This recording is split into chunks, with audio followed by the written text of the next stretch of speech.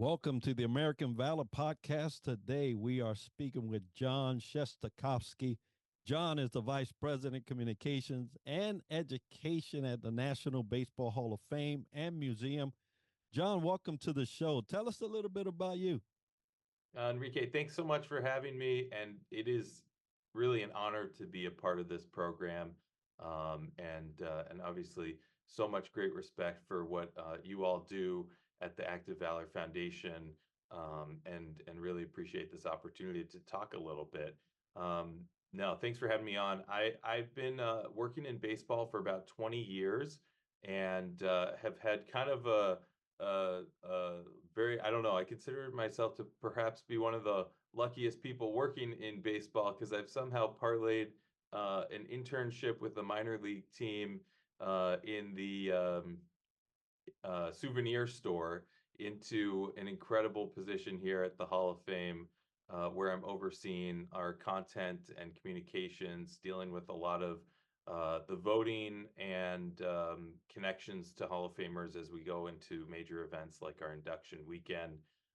It's an incredible place to be. So I spent about 4 years working with the minor league team in Lowell, Massachusetts, as a Boston Red Sox fan. This was a minor league affiliate of the Red Sox, and I was still in college, and I thought this was maybe the coolest thing I could ever be a part of. As you might recall, 2004 was a big year for my hometown team, and I got to be, that was my first year working for that minor league team. I got to be this tiny little speck way off, way off in the side of this magical year for the Red Sox. And it ended up that they brought me back for another year, and I've been learning on the job ever since. The world of sports communications and dealing with players and dealing with media. I was lucky enough to get a full-time job there, and then a few years later end up working for the Boston Red Sox. And that's a funny story in and of itself, because again, it was a magical season 2007, and I volunteered to spend a little time working for the club as the season was winding down in September, and it turned into all the way through October. And they brought me in to, be even a part of the trophy tour, and I got to hold the World Series trophy in one of the duck boats during the parade, and I thought, really, like, this is the end. I do not need to do anything else in baseball. It can't get any better than this. And then not a few months later, an opportunity became available at the Red Sox, and I ended up kind of again learning from the bottom up, spending almost 10 years in their baseball communications department, and learning pretty much everything on the fly. And after about 10 years, was spending a lot of time with the team, half of the road games, all the home games, spring training in Florida, and hopefully, we always hoped, a nice little postseason run. Ended up spending a magical 2013 season, which really was perhaps one of the most unexpected and meaningful baseball campaigns that's ever taken place, with the team rallying to uh, support the city of Boston after the terrible tragedy and attack at the Boston Marathon earlier that year. Really incredible to see. It still gives me shivers to talk about it, but to see that team really galvanize and come together in a way absolutely nobody expected, to put that city on their shoulders and eventually win the World Series.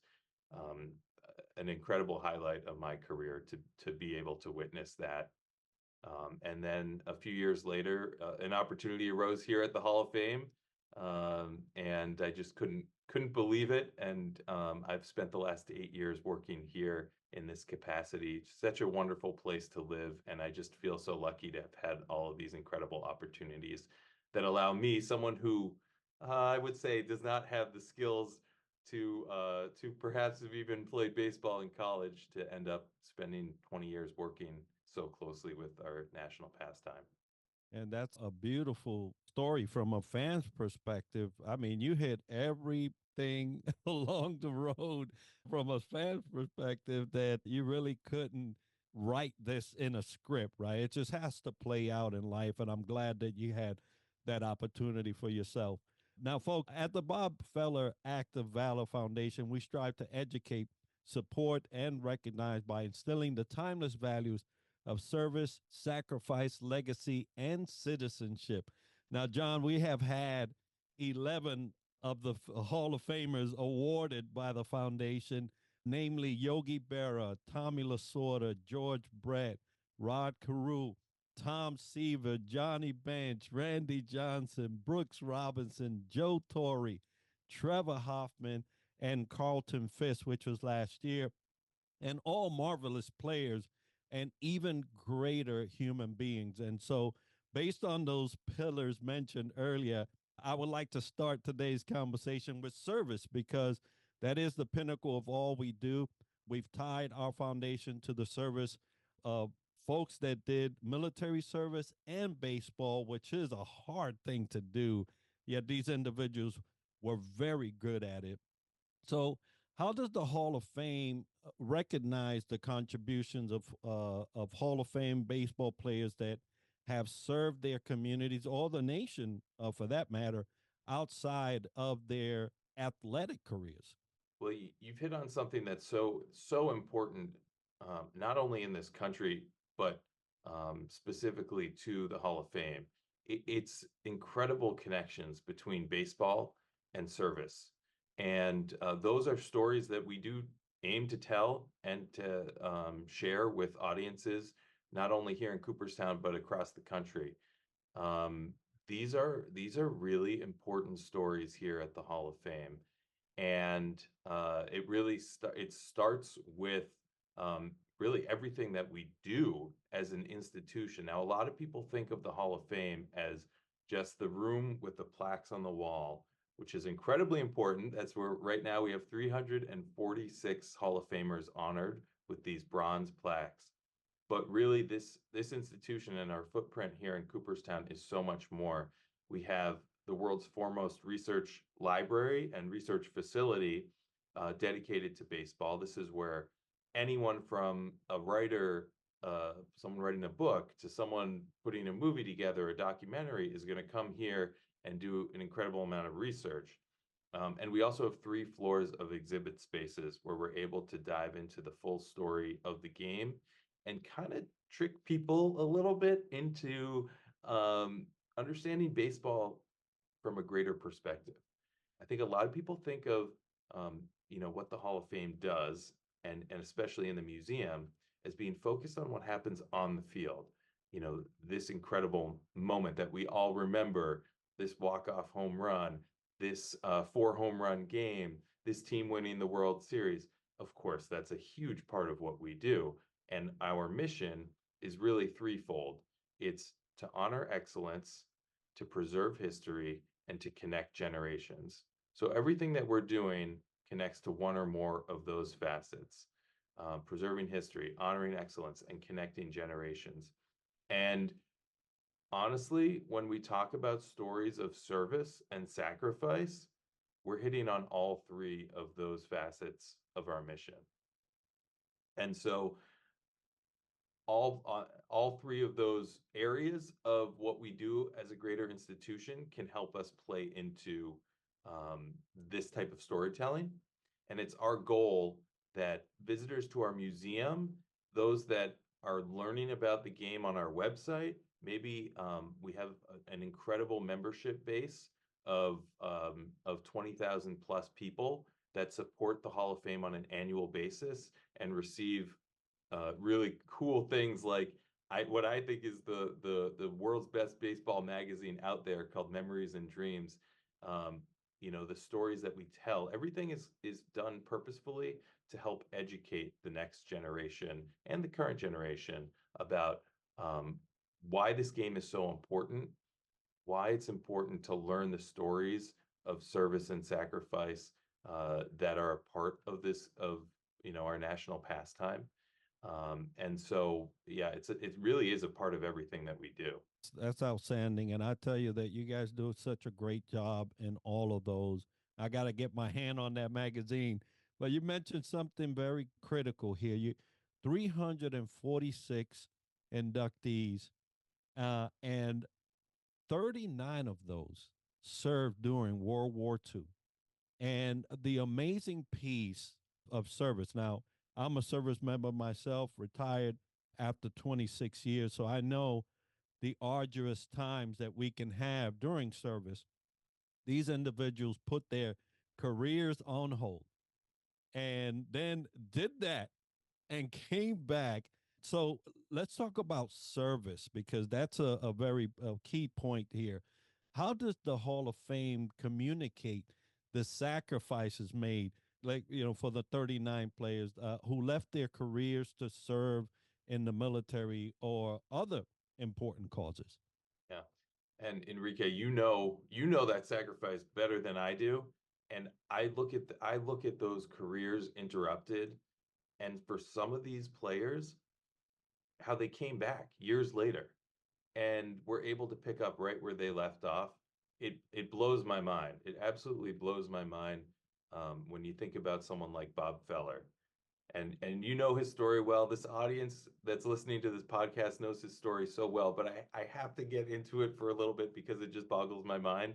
This is a kid, a young phenom, like the Paul Skeens of his era, who came up as a 17-year-old, and by a 19-year-old kid, he was an all-star and he led the league in strikeouts. And I believe he did so for 4 straight seasons. He was the best pitcher in baseball, and everyone knew it. Pearl Harbor happens. He immediately enlists, the first baseball player to enlist, setting an incredible example and setting aside what he didn't know. He didn't know what the rest of his life and career would look like, but he set it aside for, I believe, 5 seasons, 4 or 5 seasons he missed. When he comes back, he's the same pitcher, the same pitcher. He's again an all-star for multiple seasons. He's leading the league in strikeouts over and over again. It boggles my mind. You could say the same thing about so many of those that you mentioned that served in World War II. Ted Williams, we look at his incredible numbers at the end of his career, and you think what could have happened? What would the baseball record books look like if he didn't serve, or have the desire to serve twice during wartime? Incredible careers, incredible stories of sacrifice. Um, and yes, so the Hall of Fame does celebrate and honor all of those military veterans who served and sacrificed parts of their career during wartime. Right now in the museum, when you go into the plaque gallery, I mentioned 346 plaques on the wall. There are 72 Hall of Famers who served during wartime, sacrificing their career. Each one of those Hall of Famers has a medallion, a special medallion resting under their plaque that recognizes their branch of service and the conflict, or for Ted Williams, the conflicts multiple that they participated in. And this is an incredibly powerful visual statement in this most sacred space of the Hall of Fame plaque gallery. There is no more sacred space in baseball than where these legends of the game live forever. And when you walk into that space, you immediately see medallions. These medallions, it's not like one or two medallions. 20% of the Hall of Famers in the plaque of our Hall of Famers have these medallions resting under their plaques, and it's incredible to see everyone from Bob Feller and Ted Williams to Jackie Robinson and Larry Doby and Buck O'Neill and Yogi Berra. I mean, the list goes on and on. Um, and so, you know, there's the opportunity to see this from a broader perspective. And we hope to have visitors be interested in learning more about each one of these individuals. It is a striking opportunity uh, to see the level of commitment that some of the greatest ever at this sport have made to their country, um, while sacrificing their own careers at the same time. Yeah, that's an amazing visual indeed, and also gives way to the legacy they've left not only in the baseball history but also in our military service history. Now, I know that you had just mentioned the the placards and the ribbons and the things that are in full display for everyone to see. What other ways or forms you guys communicate that service or those happenings to future generations as they come through the halls? Yeah, so I mean, the Hall of Fame does a number of different things. It's a museum that you can come experience, but we also host programming events. As the Active Valor Foundation as well, where I've participated in a number of them, some of them right here in Cooperstown during past induction weekends. And so we do look for opportunities to share these stories, and that can take a number of different forms. It can be a virtual program. A couple of uh, Veterans Days ago, we had an incredible virtual program with a gentleman named Chuck Goggin, who was a ball player and served in Vietnam. Was actually a teammate of Roberto Clemente's, incredible story in baseball, but also story of service. And that's just one example of a connection that we can make. I know you all had um, a recent veteran who served in baseball on the podcast in Al Dumbry as well. So again, doing our part to share those stories, because this game is it's so tied to this country's history. I like to say that baseball and this country, the United States of America, they grew up together. And you can't really tell the story of baseball without telling the story of this country. And it's hard to tell the country's story without talking about baseball. So they really are intertwined, and that's why we have so many opportunities to share these stories in programming here at the museum, virtual programming. We actually have a really cool military appreciation tour that we run, um, and we do that a lot of the time around Veterans Day in the month of November. We actually have opened the museum for free to veterans during the month of November for a number of years as well, which has been incredible. We have a strong connection with the American Legion that's literally across the street from the Hall of Fame. And so we're able to have a lot of support when we do have these types of events. And really, again, there's so many ways that we connect and reach out. We've had complete editions of our magazine dedicated to baseball stories of World War I, baseball stories of World War II, and obviously the service and sacrifice of the Hall of Famers and the greater baseball community during that time.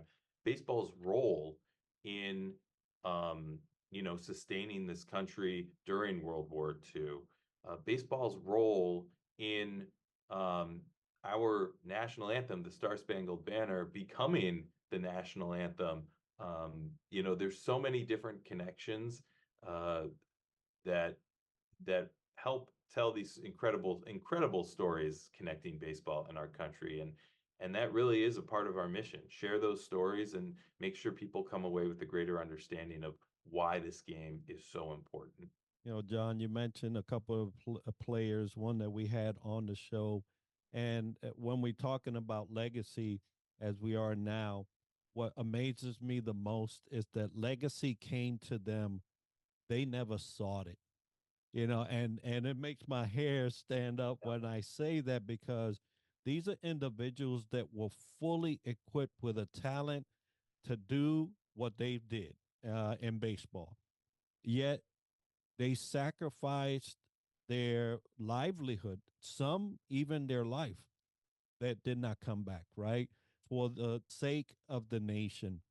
And what a way to, find legacy by doing that. But it also speaks to their level of citizenship, right? And you mentioned the Star Spangled Banner. That yes, I can't imagine going to a ball game without standing up, seventh inning. You're saluting the veteran.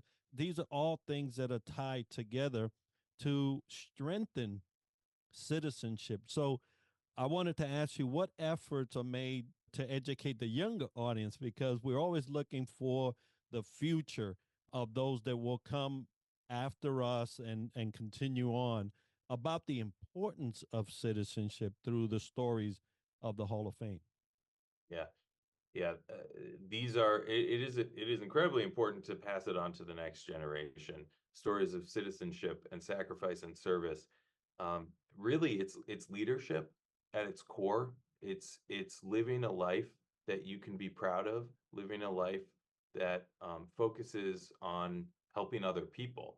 As a not-for-profit educational institution, that's really our entire goal is to educate and pass these lessons down to future generations. That's our role, and it's my hope that Enrique, 50 years, 100 years from now, my future counterpart and your future counterpart are still connecting on a regular basis and sharing these stories.